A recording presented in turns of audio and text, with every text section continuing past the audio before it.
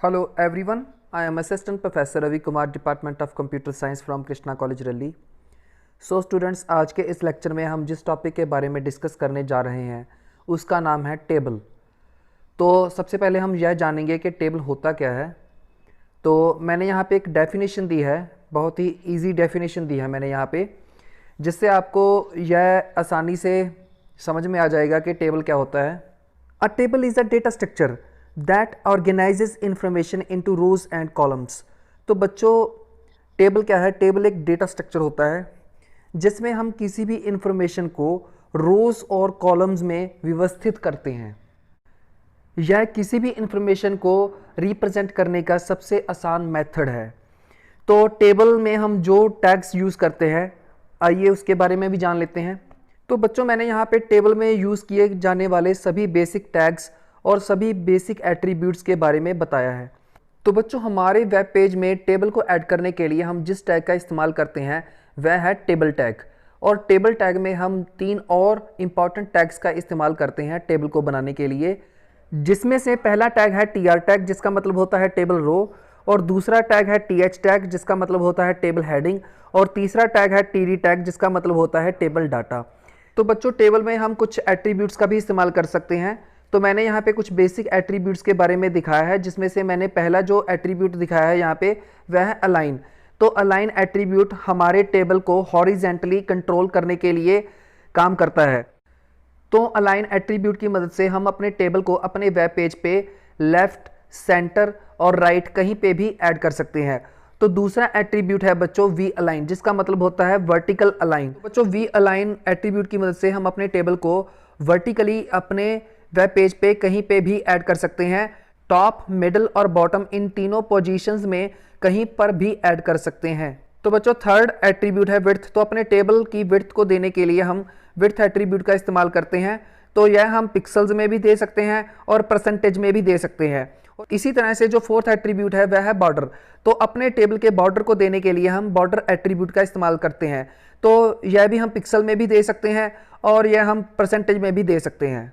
तो बच्चों, यह जानने के बाद कि टेबल क्या होता है, टेबल में हम कौन से टैग्स का इस्तेमाल करते हैं, टेबल में हम कौन से बेसिक एट्रीब्यूट्स का इस्तेमाल करते हैं, तो अब हम प्रैक्टिकल के माध्यम से जानेंगे कि हम अपने वेब पेज में कैसे टेबल को ऐड कर सकते हैं।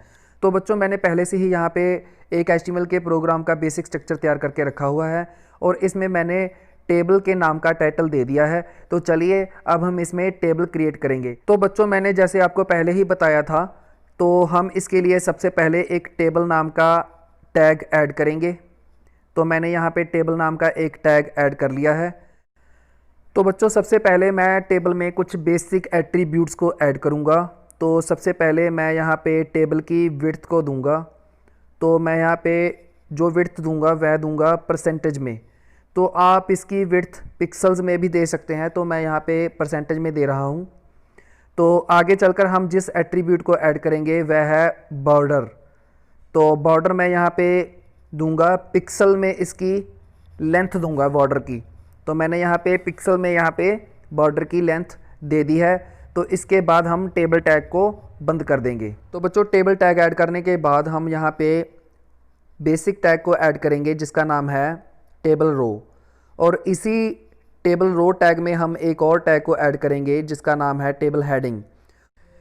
तो बच्चों, इसमें हम अपने टेबल के हेडिंग को ऐड करेंगे। तो मैं यहाँ पे ऐड कर दूंगा इनपुट डिवाइसेस।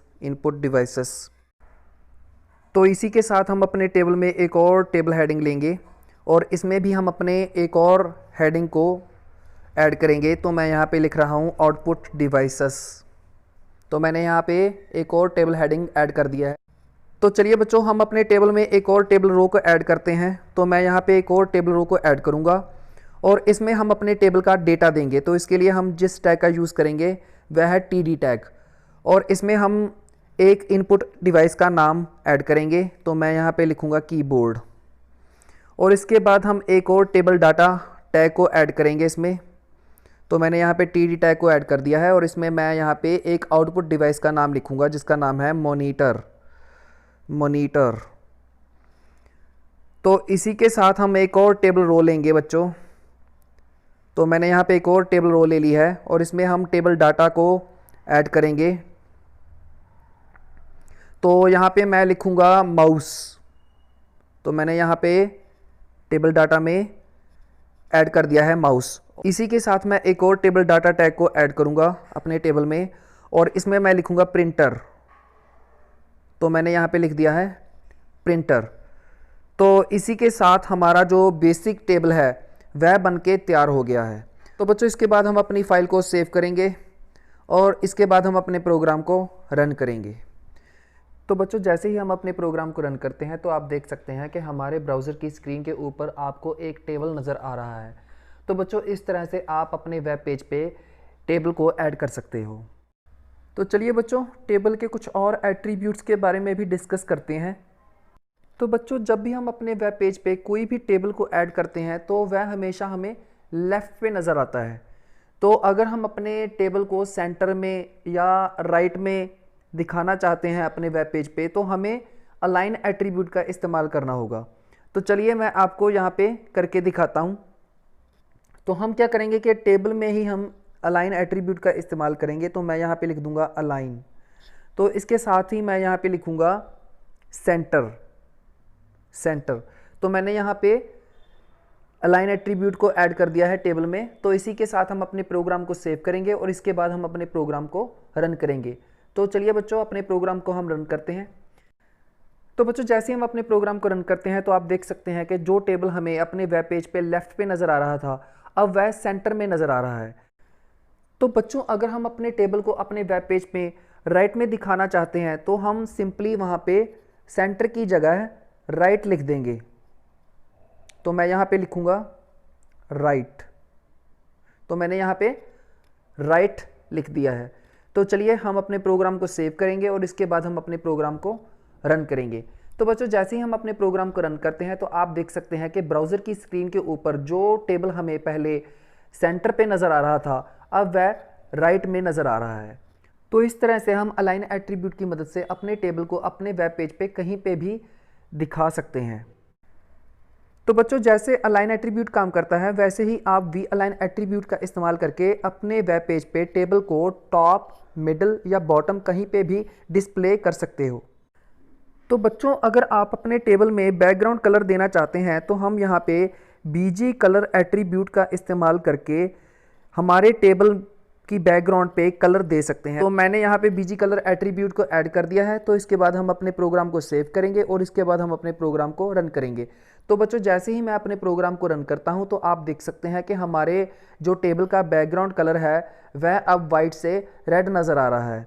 तो बच्चों अगर आप अपने टेबल के बॉर्डर का कलर भी चेंज करना चाहते हैं तो आप अपने टेबल में बॉर्डर कलर नाम का एट्रीब्यूट इस्तेमाल करके यह कर सकते हैं। मैं यहाँ पे बॉर्डर कलर दूंगा ग्रीन। तो मैंने यहाँ पे बॉर्डर कलर ग्रीन दे दिया है। तो इसके बाद हम अपने प्रोग्राम को सेव करेंगे और इसके बाद हम अपने प्रोग्राम को रन करेंगे। तो बच्चों जैसे ही हम अपने प्रोग्राम को रन करते हैं तो आप देख सकते हैं कि हमारे जो टेबल का बॉर्डर कलर है वह अब ग्रीन नज़र आ रहा है। तो इस तरह से हम कुछ और एट्रीब्यूट्स का भी इस्तेमाल कर सकते हैं। तो बच्चों अगर आप अपने टेबल के हेडिंग का बैकग्राउंड कलर भी चेंज करना चाहते हैं तो हम यह भी कर सकते हैं। तो इसके लिए हम सिंपली क्या करेंगे, टेबल हेडिंग में चले जाएंगे और यहाँ पे बीजी कलर लिखेंगे। तो मैं यहाँ पे लिखूँगा बीजी कलर। तो इसके बाद हम कोई भी बीजी कलर दे देंगे टेबल हेडिंग का। तो मैं यहाँ पे दे रहा हूँ येलो। तो मैंने यहाँ पे कलर दे दिया है येलो। तो इसके बाद हम अपने प्रोग्राम को सेव करेंगे और इसके बाद जब हम अपने प्रोग्राम को रन करते हैं तो आप देख सकते हैं कि हमारे टेबल हेडिंग जो हमने इनपुट डिवाइसेस दिया था उसमें हमने बीजी कलर येलो ऐड किया था। तो इनपुट डिवाइसेस के टेबल हेडिंग में अब कलर चेंज होकर रेड से येलो हो गया है। तो इसी तरह से हम अपने दूसरे टेबल हेडिंग का कलर भी चेंज कर सकते हैं। तो हम यहाँ पे दूसरे टेबल हेडिंग में चले जाएंगे और इसके बाद हम यहाँ पे लिखेंगे बीजी कलर। तो मैंने यहाँ पे लिखा है बीजी कलर। तो इसके बाद मैं यहाँ पे फिर से येलो दूंगा। तो यहाँ पे फिर से मैंने कलर दे दिया है येलो। तो इसके बाद हम अपने प्रोग्राम को सेव करेंगे और इसके बाद हम अपने प्रोग्राम को फिर से रन करेंगे। तो बच्चों जैसे ही हम अपने प्रोग्राम को रन करते हैं तो आप देख सकते हैं कि हमारे दूसरे टेबल हेडिंग जो कि हमने आउटपुट डिवाइसेस दिया था उसका कलर भी चेंज हो गया है। तो बच्चों इसी प्रकार से हम अपने टेबल डाटा का कलर भी चेंज कर सकते हैं। तो इसके लिए हम क्या करेंगे, टेबल डाटा में चले जाएंगे और वहाँ पे जाके कोई भी बीजी कलर ऐड कर देंगे। तो इस तरह से हम अपने टेबल डाटा का कलर भी चेंज कर सकते हैं। तो चलिए बच्चों एक और टैग के बारे में डिस्कस करते हैं जिसका नाम है कैप्शन टैग। तो कैप्शन टैग का इस्तेमाल भी हम टेबल में ही करते हैं। तो बच्चों कैप्शन टैग का इस्तेमाल हम टेबल टैग को ऐड करने के तुरंत बाद ही करते हैं। तो बच्चों कैप्शन टैग का इस्तेमाल हम टेबल के हेडिंग को देने के लिए करते हैं, जिसमें यह बताया जाता है कि यह टेबल किसके बारे में है। इससे यह पता चलता है कि टेबल में किस प्रकार की इंफॉर्मेशन स्टोर की गई है। तो चलिए बच्चों प्रैक्टिकल के माध्यम से समझते हैं कि कैप्शन टैग कैसे काम करता है। तो मैं यहाँ पे लिखूँगा कैप्शन। तो मैंने यहाँ पे कैप्शन टैग को ऐड कर दिया है। तो बच्चों कैप्शन टैग को मैंने अपने टेबल में ऐड कर दिया है और इसमें मैंने इनपुट और आउटपुट डिवाइसेस नाम का एक हेडिंग दे दिया है टेबल के लिए। तो हम अपने टेबल को सबसे पहले यहाँ से राइट से सेंटर में अलाइन करेंगे। तो मैं यहाँ से राइट से सेंटर में इसको अलाइन कर लेता हूँ। तो इसके बाद हम अपने प्रोग्राम को सेव करेंगे। तो इसके बाद हम अपने प्रोग्राम को रन करेंगे। तो बच्चों जैसे ही मैं अपने प्रोग्राम को रन करता हूँ तो बच्चों आप देख सकते हैं कि हमारी ब्राउज़र की स्क्रीन के ऊपर जो टेबल नज़र आ रहा है उसके ऊपर एक हेडिंग नज़र आ रहा है जो कि इनपुट और आउटपुट डिवाइसेस के नाम से नज़र आ रहा है। तो इस प्रकार से हम अपने टेबल के बारे में जो भी हेडिंग देना चाहते हैं कैप्शन टैग में दे सकते हैं। तो आई होप आपको इन टेबल्स के एट्रीब्यूट्स के बारे में समझ में आ ही गया होगा। तो नेक्स्ट लेक्चर में हम टेबल के और भी एट्रीब्यूट्स के बारे में डिस्कस करेंगे। So thanks for watching this video.